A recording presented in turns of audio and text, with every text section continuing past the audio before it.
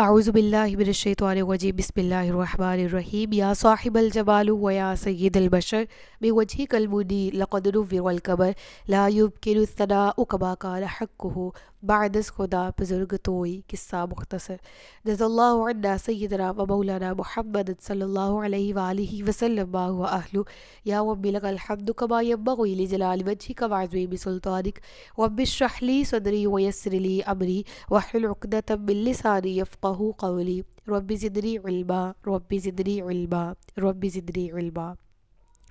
السلام علیکم ورحمۃ اللہ وبرکاتہ۔ میں حافظہ افرا جاوید اسلام آپ سب سے مخاطب ہوں اپنے یوٹیوب چینل انفینٹ اسلام میں آپ سب کو خوش آمدید کہتی ہوں۔ امید کرتی ہوں آپ سب خیریت سے ہوگے، زندگی پرسکون پر اطمینان اور عباد بالخیر گزر رہی ہوگی۔ پارہ نمبر 11 سورۃ التوبہ اردو ترجمہ اور تفسیر، اس کی آیت نمبر 118 تک ہم گزشتہ اسباق میں پڑھ چکے۔ آج کے سبق میں آیت نمبر 119 سے باقاعدہ آغاز کیا جا رہا ہے، جس میں اللہ رب العزت ارشاد فرماتا ہے یا ایھا الذین آمنوا اتقوا اللہ وکونوا مع الصادقین۔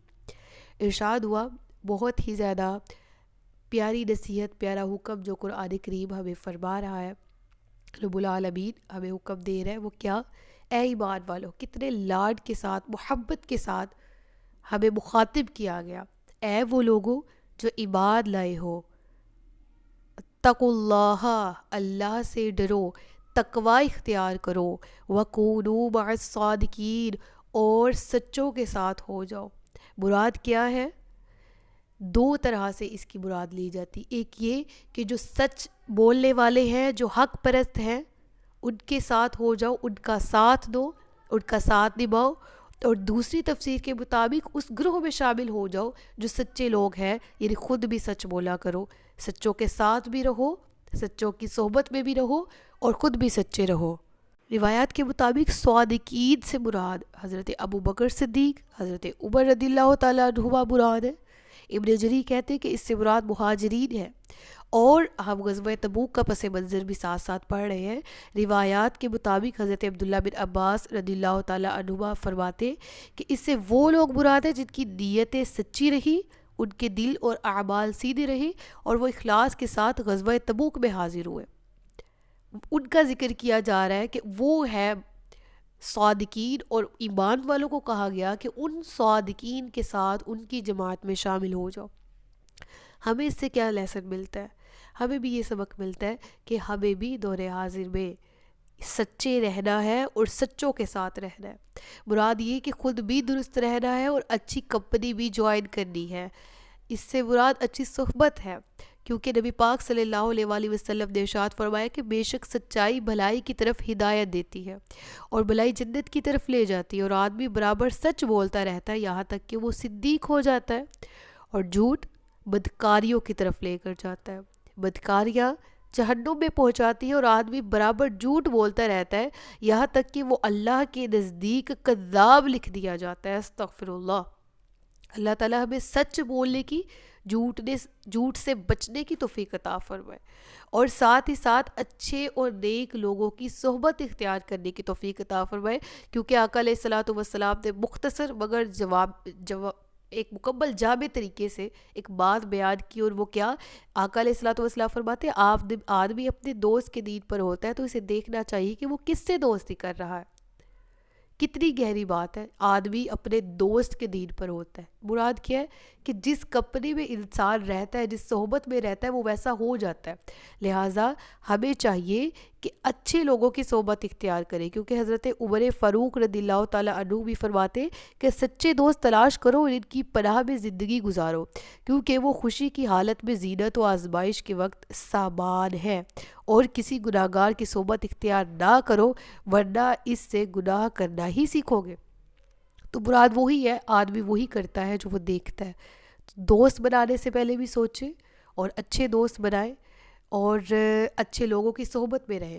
بالکل اسی طرح سے جس طرح سے اچھے استاد مل جاتے ہیں، جن کو دوسرے الفاظ میں رہنما کہا جاتا ہے، مرشد کہا جاتا ہے، ان کی صحبت میں رہنے سے بھی یہی فائدہ ہوتا ہے کہ یہ اللہ کے قریب ہوتے ہیں، یہ نیک ہوتے ہیں، اور ان کے ساتھ رہ کے، ان کی صحبت میں رہ کے انسان نیک ہو جاتا ہے۔ اللہ تبارک و تعالی ہم سب کو نیکی کرنے کی توفیق عطا فرمائے، اچھے لوگوں کا ساتھ عطا فرمائے۔ اگلی آیت پڑھتے ہیں، اور اگلی آیت ہے ما کان لأہل المدینة ومن حولهم من الأعراب ان يتخلفوا عن رسول اللہ ولا يرغبوا بأنفسهم عن نفسه. کیا فرمایا گیا اس آیت مبارکہ میں؟ اللہ فرماتا ہے کہ اہل مدینہ اور ان کے ارد گرد رہنے والے دیہاتیوں کے لیے مناسب نہیں تھا کہ وہ اللہ کے رسول سے پیچھے بیٹھے رہے، اور نہ یہ کہ ان کی جان سے زیادہ اپنی جانوں کو عزیز سمجھے. یہ اس لیے ہے کہ اللہ کے راستے میں انہیں جو پیاس یا تکلیف یا بھوک پہنچتی ہے اور جہاں کفار کو غصہ دلانے والی جگہ پر قدم رکھتے ہیں، جو کچھ دشمن سے حاصل کرتے ہیں، اس سب کے بدلے ان کے لیے نیک عمل لکھ دیا جاتا ہے. ان کے لیے نیک عمل لکھ دیا جاتا ہے، بے شک اللہ نیکی کرنے والوں کے اجر کو ضائع نہیں فرماتا. اہل مدینہ کے لیے کہ مناسب نہیں تھا. اب یہاں پر مدینہ کے رہنے والے لوگ مراد ہیں، ٹھیک ہے، مہاجرین ہے یا انصار ہے. کیا حکم دیا گیا کہ ان کے لیے یہ جائز ہی نہیں تھا. ان کے یہاں پر اب بیان فرمایا گیا نا کہ انہوں نے کس طرح سے مشکل حالات میں تکلیفوں، پریشانیوں، رنجشوں کے باوجود آقا علیہ الصلوۃ والسلام کا ساتھ نہیں چھوڑا. کیوں؟ کیونکہ وہ یہ جائز ہی نہیں سمجھتے تھے اپنے لیے کہ اپنی جان کو زیادہ عزیز سمجھے اور بھی کسی چیز سے. وہ ہمیشہ اس چیز کو پریفر کرتے تھے. ان ایمان والوں کی صفت کا یہاں پر ذکر ہے جو کہ آقا علیہ الصلوۃ والسلام کو عزیز تر سمجھتے تھے، اپنی جانوں سے زیادہ عزیز سمجھتے تھے. اور انہیں یہی حکم ملا تھا کہ شدت پیاس ہے، سخت تکلیف ہے، بھوک ہے، کچھ بھی ہے، جہاں بھی کفار کے ساتھ تمہارا سامنا ہو، کفار کے سامنے، تو تم اپنے گھوڑوں کے تلے اپنی بہادری کے ساتھ ان کے لشکروں کو روتے ہوئے چلے جاؤ، ایک اللہ اکبر تکبیر کا نعرہ بلند کرتے ہوئے جاؤ، اور دشمنوں کو ناکو چنے چبوا دو. اور یہی حکم ہوا کہ جب انہیں حکم دیا گیا اور واقعی حقیقتاً انہوں نے یہ ثابت کر کے بھی دکھایا کہ ہاں، جب اپنی جان سے زیادہ آقا علیہ الصلوۃ والسلام کی محبت عزیز ہو، اپنے آپ سے زیادہ دین عزیز ہو، تو کس طرح سے پھر فتح ملتی ہے اور اللہ کی مدد بھی اترتی ہے.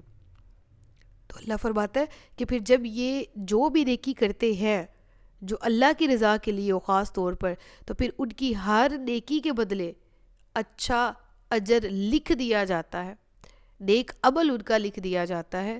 اور ان اللہ لا یضیع اجر المحسنین، پھر اللہ تو وہ ہے کہ جو نیکیوں کا اجر ضائع نہیں کرتا. یعنی ہر ایک کو اس کی اطاعت کا اجر ملتا ہے، نیک اعمال کی جزا انہیں عطا فرماتا ہے. اور اس آیت سے یہ بھی ثابت ہوتا ہے کہ جس شخص نے اللہ کی اطاعت کا ارادہ کیا اور اسی مقصد کے لیے اس کا اٹھنا، بیٹھنا، چلنا، حرکت کرنا، سب چیزیں اگر وہ اللہ کی اطاعت کی حالت میں ہے، وہ سب نیکیاں ہی لکھی جائیں گی. مراد کیا ہے؟ میں چھوٹی سی بات آپ کو سمجھاتی ہوں. آپ کے پاس اس وقت قرآن کھلا ہوا ہے جو اس ویڈیو کے ذریعے آپ دیکھ رہے ہیں. آپ اپنی جگہ سے اٹھے، آپ نے ایک روم میں اپنی جگہ بنائی، وہاں بیٹھے، سامنے قرآن شریف کھولا، نوٹس کے لیے اپنی ڈائری کھولی اور میرا لیکچر سن رہے. تو آپ جتنے قدم چل کے آئے، جس اسٹیپ پہ بیٹھے، جس طرح سے بیٹھے، یہ بیٹھنا اٹھنا بھی نیکی میں لکھا گیا. بالکل اسی طرح جس طرح میں لیپ ٹاپ، موبائل یوز کیا آپ تک لیکچر پہنچانے کے لیے، جو چیزیں یوز کی، جس طرح سے بیٹھی، جہاں سے چل کے آئی، یہ چیزیں بھی نیکی میں لکھی جا رہی. اللہ اکبر! اللہ تو اتنا مہربان ہے. اللہ فرماتا ہے میں اجر ضائع نہیں کرتا.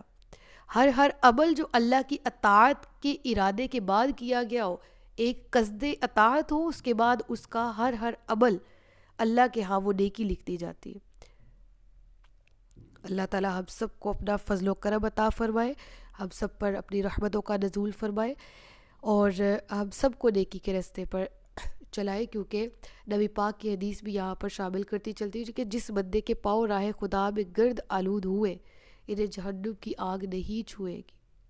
اللہ تعالی ہمیں دین کی تبلیغ کرنے کی توفیق عطا فرمائے.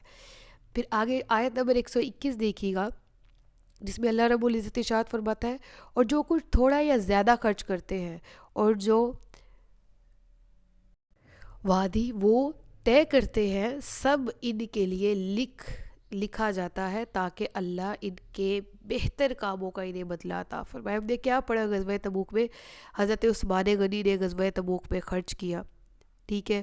بہت سے صحابہ کرام نے ایون آیت کا خلاصہ ہے کہ جو کچھ مثلا تھوڑا ہے یا زیادہ ہے کوئی بھی خرچ کرتے ہیں. جس طرح غزوہ تبوک تھا تو اس میں حضرت عثمان غنی نے کتنا سارا مال خرچ کیا, اور سفر میں آنے اور جانے کے دوران جو وادیاں طے کی جاتی وہ تمام کے تمام سفر کے اخراجات اور وہ تمام کا تمام خرچ راہ خدا میں صرف کرنا, خرچ کرنا, وادیاں عبور کرنا, سب اللہ فرماتا ہے کہ یہ ان کے لیے اجر لکھا جاتا ہے. آپ کو اس کی مثال دیتی ہوں کہ جس مال کے ساتھ, جس مال کے ذریعے لشکر کو طاقت ملی, حضرت عثمان غنی نے وہ دیا نا. بہت سے صحابہ کرام نے اپنا اپنا طریقے سے پارٹیسپیٹ کیا مال کے ذریعے, جان کے ذریعے, جان اور مال دونوں کے ذریعے, ٹھیک ہے. تو وہ جس مال کے ذریعے لشکر کو قوت ملی, فار ایگزامپل گھوڑے تھے, وہ جتنا سفر طے کر کے گئے ثواب تو ملا.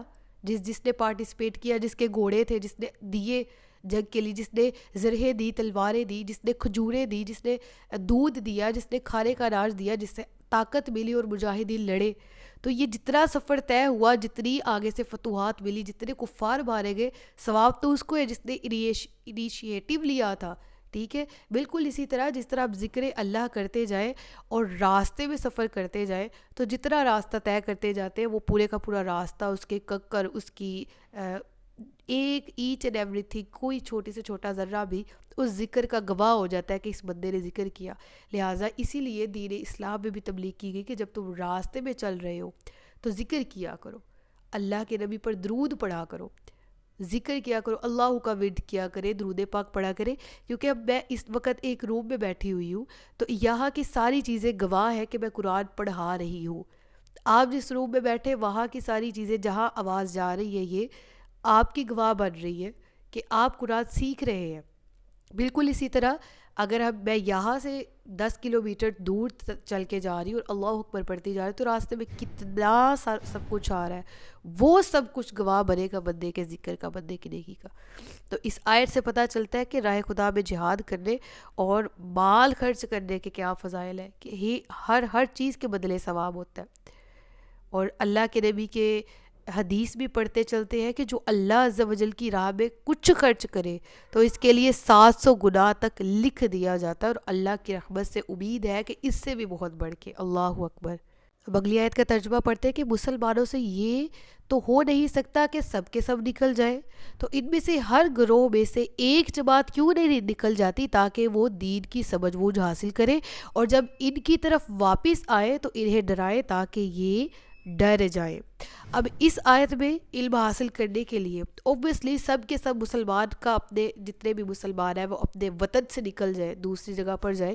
یہ تو اس طرح نکل جانا درست نہیں ہے. شدید حرج ہوگا, باقی کے معاملات کون دیکھے گا. تو سارے تو ایک جگہ سے اٹھ کے دوسری جگہ علم حاصل کرنے کے لیے نہیں جا سکتے. تو ایک بہت بڑی اور بہت فہم کن بات کیا ہے اس میں, کہ سارے تو علم حاصل کرنے کے لیے ایک جگہ سے دوسری جگہ نہیں جا سکتے. تو ایسا کیوں نہیں ہو جاتا کہ ہر بڑی جماعت میں سے ایک چھوٹی جماعت جس کا نکلنا انہیں کافی ہو, وہ نکل کیوں نہیں جاتی تاکہ وہ دین کے فقہی مسائل, تاکہ وہ دین کا فہم, تاکہ دین کی فراست حاصل کریں اور اس کے حصول میں مشقتیں برداشت کریں, اور مشقتیں برداشت کرنے کے بعد جب وہ اس کو سیکھ لیں تو جو ان کا مقصد ہو وہ حاصل کر کے واپس اپنی قوم کی طرف آئیں اور واعظ و نصیحت انہیں کریں, تاکہ وہ لوگ ہر بری چیز سے بچیں جس سے ان کا بچنا ضروری ہے, اور ہر اچھی چیز کو اختیار کریں. یعنی اس آیت سے ایک بات سمجھ آ رہی ہے نا کیا, کہ نبی پاک صلی اللہ علیہ وآلہ وسلم کے دور میں بھی نا ہر قبیلے میں سے کچھ عظیم لوگ, کچھ بڑے لوگ جو ہیں وہ آتے آقا علیہ الصلوۃ والسلام کی بارگاہ میں. ٹھیک ہے. کچھ مطلب ہر قبیلے سے گروہ جماعتیں آتی, نبی پاک کی بارگاہ میں حاضر ہوتی, نبی پاک صلی اللہ علیہ وسلم سے وہ دین کے مسائل سیکھتے اور فقاہت یعنی فقہی مسائل حاصل کرتے سیکھتے, اور اس کے بعد اپنی قوم کی طرف واپس لوٹ جاتے اور اپنی قوم پر جاتے تو اعلان کرتے کہ ہم وہ لائے ہیں جو اللہ کا رسول فرماتا ہے, اور اللہ کا رسول یہ فرما رہا ہے, ان کاموں سے بچو, یہ کام برے ہیں, یہ کام اچھے ہیں, ان کے کرنے کا اللہ کے نبی نے حکم دیا ہے. ٹھیک ہے. یعنی وہ لوگوں کو اللہ کا خوف دلاتے اور دین کی مخالفت سے ڈراتے. تو نبی پاک صلی اللہ علیہ وسلم نے کا یہ ایک عظیم معجزہ ہے کہ وہ آقا علیہ الصلوۃ والسلام اللہ تبارک و تعالیٰ سے پڑھے، انہوں نے سیکھا اور ان لوگوں کو سکھایا جو پہلے بالکل کچھ نہیں جانتے تھے، سب کچھ سکھایا، بہت تھوڑے عرصے میں انہیں دین کے احکامات کا عالم بنایا، قوم کا ہادی۔ آقا علیہ الصلوۃ والسلام جو ہیں وہ اس طرح سے بنے کہ انہوں نے آگے سے جن لوگوں کی تربیت کی، صحابہ کرام کی، اور ان لوگوں کی جو آپ تک دین کی تعلیم لینے کے لیے آتے، سیکھنے کے لیے آتے، آپ نے ان کو بھی بہت تھوڑے عرصے میں، آقا علیہ الصلوۃ والسلام کی ظاہری عمر مبارک کتنی ہے؟ 63 ایئرز، اور اتنے تھوڑے عرصے میں آقا نے اب پوری دنیا میں، کل عالم میں جتنا اسلام پھیلا ہے وہ آقا علیہ الصلوۃ والسلام کا پھیلایا ہوا ہے۔ تو یہ بھی نبی پاک صلی اللہ علیہ وآلہ وسلم کا زندہ معجزہ ہے جو اللہ تبارک و تعالیٰ نے اپنے حبیب کو عطا کیا۔ صدق اللہ العلی العظیم و صدق رسولہ النبی الکریم۔ سچ فرمایا اللہ نے جو عظمت والا ہے۔ اپنا بہت سا خیال رکھیے گا، مجھے دعاؤں میں یاد رکھیے گا۔ تاجدار ختم نبوت زندہ باد، پاکستان ہمیشہ زندہ باد۔ السلام علیکم ورحمۃ اللہ وبرکاتہ۔